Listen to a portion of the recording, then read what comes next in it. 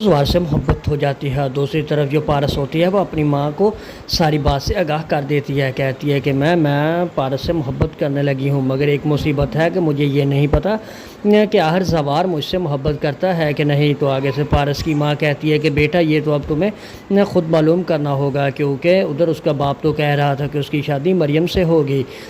تو پارس کہتی ہے کہ میں نے زوار سے پوچھا تھا تو زوار نے کہا کہ مریم میری کوئی پسند نہیں ہے، مگر اس نے مجھے بھی یہ بھی نہیں کہا کہ میں تم سے بھی محبت کرتا ہوں. اور دوسری طرف جو ندیم آفتاب کی ماں ہوتی ہے وہ آفتاب کو سمجھاتی ہے اور کہتی ہے کہ بیٹا اپنے ماموں کے پاس رہا کرو. یہ نہ ہو کہ جو ان سی جائیداد انہوں نے پارس کے نام کرنی تھی وہ کسی فلاحی ادارے کو ہی نہ دے دیں.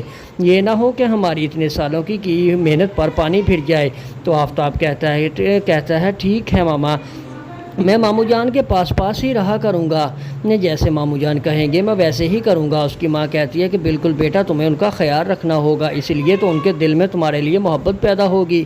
اور دوسری طرف جو آفتاب جو زوار کا باپ ہوتا ہے وہ بھی پارس کے بابا سے کہتا ہے کہ اب تم دوبارہ کب یہاں میرے ہاں اس طرح کا کھانا کھانے کے لیے آؤ گے.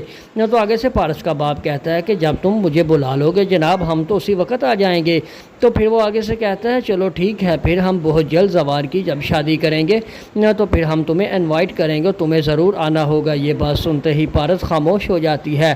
تو پارس اپنے بابا سے بات کرتی ہے، کہتی ہے کہ بابا جان میں زوار سے محبت کرنے لگی ہوں، اب میری شادی زوار سے ہی ہو جائے تو بہتر ہوگا.